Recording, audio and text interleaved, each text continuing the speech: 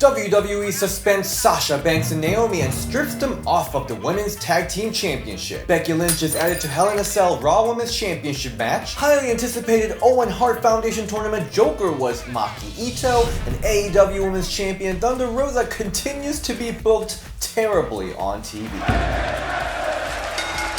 Welcome if you're entering the bell, this is DS and this is Women's Wrestling Weekly. Alright, let's talk about Raw, and honestly, Sasha Banks and Naomi's situation is casting a big cloud on any WWE product, but I'll be ranting extensively about that on SmackDown section. Weird interaction alert. So Dana Brooke is talking to Adam Pearce about wanting to fight Carmella when she's cleared to fight. I did not know she was injured. Anyway, leaving the office, she bumps into Becky Lynch, who's wearing a Thanksgiving Mayflower outfit, and they have this excuse you situation. Excuse you? Excuse you! And like, is Becky gonna feud with Dana? Cause if she does, I'm gonna live. I also love Becky's attention to details coming back with green paint on her hair from Asuka's green mist from last week. Adam Pearce then sets up a rematch where if Becky wins, she will be added to the Hell in a Cell Raw Women's Championship match. Jumping onto the main event, which I am proud that women are in the main event spot for weeks now, but was ultimately a repeat from last week. But this time they did bring much heightened action, but mostly a repeat. At the end, Becky and Asuka fight outside where Becky sits on Bianca watching the match, and Asuka accidentally kicks the shit out of Bianca trying to hit Becky, and I love that Bianca just like lied there deceased, and using this distraction, Becky pins Asuka in the ring, taking the victory. I mean, how she got the pin so easily at the end is still unclear, to be honest, but the whole antic at the end that included Bianca was just really well choreographed and just really fun spot, so I won't complain too much about it. And also triple threat match, Bianca, Asuka, and Becky will slap for sure, so I'm really excited about that. I wonder if this will be in a cell? Storyline wise, it doesn't necessarily warrant a cell match, but it will be the first time for us to see 3 women in a cell all together just to break from the norm. Overall, I had fun with the action and storyline progression, so I'll say stress. Next we see the Judgment Day, Edge, Damian, and Rhea cut a culty yet sexy promo, and then we get into the mixed tag match, Liv Morgan and AJ Styles versus Rhea Ripley and Damian Priest. Liv and Rhea had amazing chemistry in this match, but what really stood out to me was that bank statement that Liv did to Rhea. Like what this Twitter user pointed out, this might be the women showing their support to Sasha and Naomi on their own safe ways. I can totally see that. I also don't usually love storylines that involve men with women, but I think this would be a great opportunity for Liv and Rhea to learn tons from the industry's best of the best, like AJ Styles, Finn Balor, and Edge, but also really hot ones. So I think this is great. At the end of the match, Liv attempts to hit Rhea with Oblivion, but Edge grabs onto Rhea's pants from outside, letting Rhea to pin Liv Morgan for the win. Post-match, the Judgment Day beats down on Liv Morgan and AJ Styles. That's satisfying. We also had a formal BFFs clashing, Alexa Bliss versus Nikki ASH. Alexa seems like she's having a bit of an off day, or is she intentionally doing it? Her interview before the match was kind of iffy, but it was an interesting look into her new character, talking about how she's like best friends with her doll.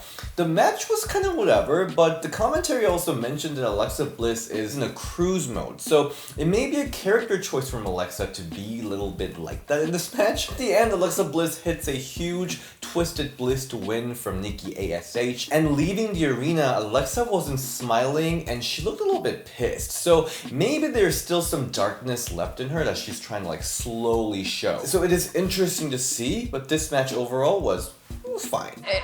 Good.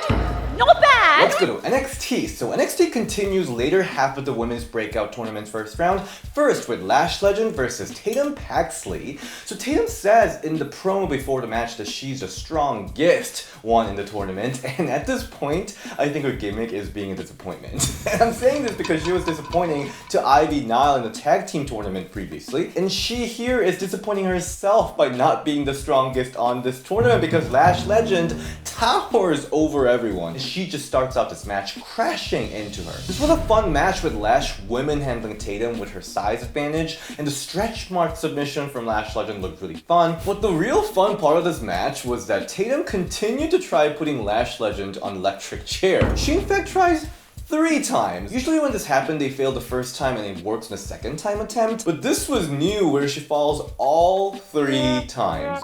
3 times the charm. In this 4-minute match, Lash Legends picks up the win from Tatum with a huge pump kick. This was fun and amusing at the same time. I'm satisfied. Another breakout tournament match, Roxanne Perez versus Kiana James. So Kiana's gimmick is that she's a daughter of Stacy Keibler, Miss Hancock, or Dana Brooks, the statistics person. Basically, her gimmick is that she's a strategist. This, my friend, is always a tough gimmick to sell. Either way, she did her job well in this match though, posing threat to Roxanne. Roxanne was great as always. She's a great underdog. She picks up a win with her finisher, Pop Rock, which was a code red. And I want to point out, when she took off her gloves out of like frustration, it seemed really cute and organic in this match. I love this so much, I kind of want her to bring it back as like her thing. This match was fun. I was strategizing.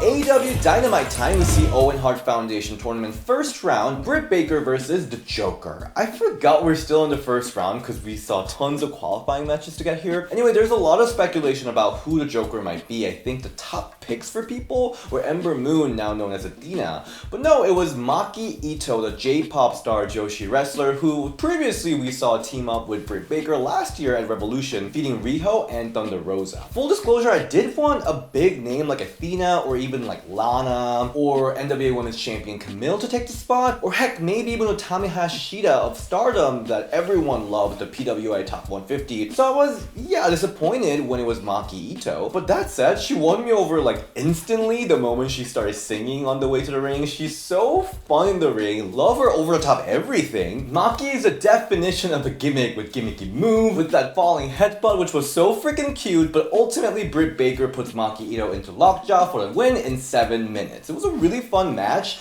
And if you think about it, I'm kind of glad that they didn't debut anyone massive here, giving some breathing room for Toni Storm or even Ruby Soho to take this tournament to find their footing in AEW. So I'm stressed. Post-match, Toni Storm comes out for a stare down with Britt Baker, who doesn't seem that impressed about it. Next, we see Tony Schiavone in the ring to hype up AEW's 3-year anniversary show, but Serena Deeb interrupts, saying that she has issues with Tony after last week's where he made a prediction that Thunder Rosa will defeat Serena. And then she proceeds to cut this really powerful segment about how she fought tooth and nails to survive through the era where she had to get breast implants and shave her head to be part of this male-dominated industry. She's obviously talking about her short stint at WWE SmackDown as CM Punk's straight edge society member. Yeah, I love that she came in to remind everyone that she's been in this business for a very long time, and cause even I of course knew that, but doesn't always think about that looking at Serena Deeb. So I think it adds another layer of credibility on her. So after this, she slaps Dustin Rhodes in the face, which brings out Thunder Rosa. And while Dustin tried to hold back Thunder, Serena grabs the AEW Women's Championship and hits Thunder Rosa with it. I am so annoyed at how AEW is treating their champion Thunder Rosa. Since winning the title, which was a great match and great moment, I just don't think she was ever treated with the respect that she deserves as a top champion of AEW. In fact, this Twitter user, Kenny Olivier, did the math, and apparently she only had 11 minutes. 11 minutes of TV time on AEW since winning the championship 62 days ago. That is crazy. That is so ridiculous, and it pisses me off so much. And even in this segment, she looked dumb, sitting there after getting hit with the title. Like, ridiculous. Yes, I like what Serena was able to share in this segment, but that doesn't change the terrible build-up for their match and terrible booking for their champions. So I'm gonna say, girl, Girl, Impact Wrestling time, we see a 6 knockout tag match as a preview for the historic Queen of the Mountain match in Slammiversary. So we got Taya Valkyrie, Jordan Grace, and Mia Yim versus Tasha Steelz, Savannah Evans, and Deonna Purrazzo. So Savannah Evans is filling in for Chelsea Green. And with 2 new faces to Knockouts division, the division looks so freaking strong, stronger than ever. But with all these big names in one tag match, who really stood out? I think Jordan Grace really did. Her early back and forth with Deonna Purrazzo was amazing, and her holding up Tasha Steelz upside down for like I don't know how many minutes, it was incredible to look at. Deonna Purrazzo also didn't fail to stand out. She didn't do much in this match, but everything she did do in this match was great, and she had great chemistry with everyone that she interacted with, showing that even with all these new talents, even without her titles, that she is still the main star of Impact Wrestling. I also love Taya's move that she did on the rope. That was really cool, but of course, this match was for Mia Yim to shine in her first official match since the return, showing who the the HBIC is, she picks up the win with the Eat Defeat, which I believe she calls Soul Food. Obviously, a homage to her and my Korean sister Gail Kim. This was a really fun match. I'm so pumped for their Slammiversary match. Satisfied. Next, we saw the locker room talk segment with the Influence, Madison Rayne, and Tennille Dashwood. I don't know what's going on with the Swinger and his protege. Like, I don't get it. But anyway, Decay, Havoc, and Rosemary show up into this talk show and challenges them into a match, but the Influence shade them to at least win something before challenging them for the tag team championship. Havoc then later in the night comes out after Masha Slamovich squash match. If you think about it, isn't it wild that Giselle Shaw, who I believe debuted later than Masha Slamovich, had the whole storyline arc with Lady Frost and started a new angle with Alicia Edwards being a tag team, but Masha is still stuck doing the same shit all these times. Finally, Havoc is here to save Masha from the purgatory. Looking at them together, I can already tell this feud's gonna be really juicy, but somehow I kind of see them being a tag team together too. Either way, it will be interesting to see how Masha gets involved with the seemingly tag team storyline with the Decay and the Influence. AEW Rampage, we see Owen Hart Foundation tournament first round continue. Kris Statlander versus Red Velvet. This match was super fun. Not only did they have history with each other being the formal best friends, but their style worked so well together in strength versus strategy match. Kris Statlander in this match, as always, was so impressive with the pure strength. We also know that she's super versatile and super exciting in the ring. The match really nicely escalated by the end with the two trading signature moves after signature moves with near falls, and Red reverses Statlander's Big Bang Theory into a roll-up, but Kris outsmarts her by counter-rolling up for a victory in 7-minute match. Surprise ending, and I loved it. Satisfying. Post-match, the baddie Kiera Hogan attacks Statlander, and Ruby Soho, who was on the commentary, comes in for a save, and then Jade Cargill comes in to like brutally attack women handle Ruby, and then Anna Jay, who is AEW's Liv Morgan to Ruby, comes in to save Ruby. I love how both Ruby and Liv found their own replacement to each other. We then see backstage interaction between Britt Baker and Toni Storm. In a typical Britt fashion, she teases Toni for leaving WWE and asks if she'll be okay for their match with the high pressure situation. I don't know, it's kind of sad to see most of these backstage interactions feel really shallow and vapid, and I know for a fact that it's AEW giving no care for their women, because the segment that followed this was this whole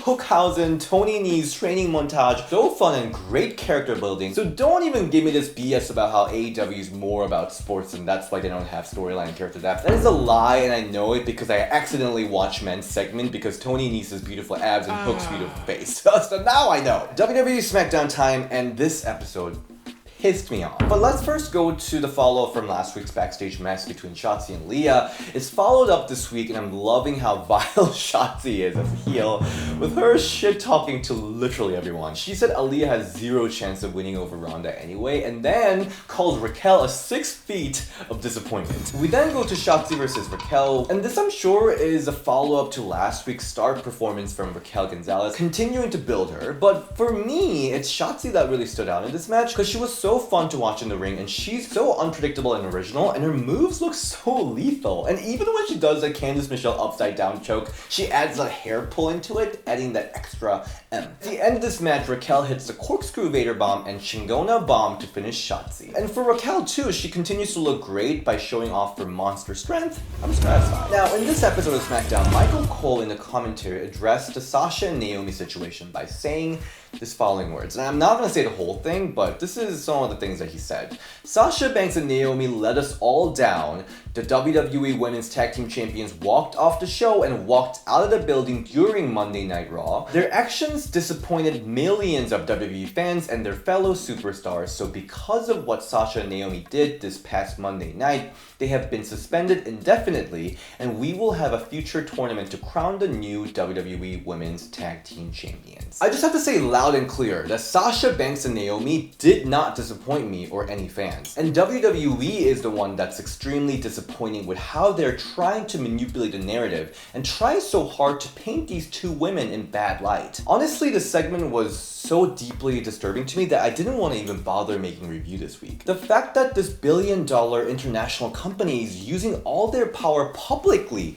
to attack two individuals seems so dangerous and manipulative, and if they're showing their claws like this publicly, honestly, I can't even imagine what they might be doing behind the scenes legally or contractually to make Sasha and Naomi's life difficult. All because Naomi and Sasha felt strong responsibility and ownership of the division and requested to be written and treated better creatively.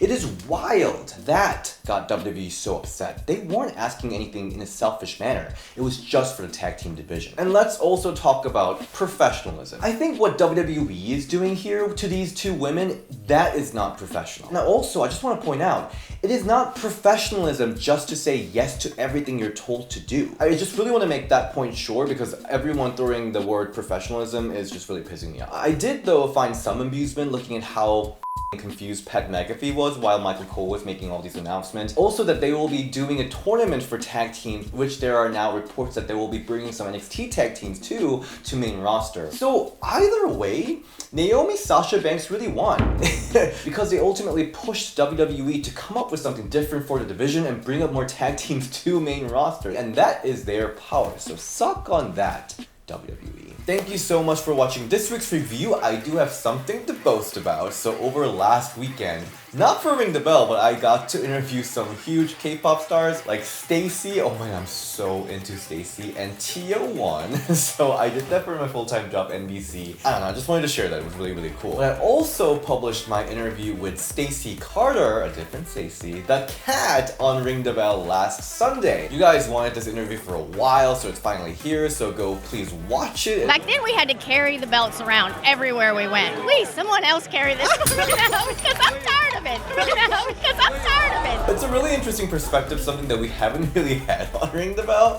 so I think it'll be a really interesting watch. But also, if you want to follow me on my Instagram and see my selfie with Stacy, you can find me at DSShin on Instagram and Ring the Bell DS on Twitter. Alright, I'll see you next time. Bye!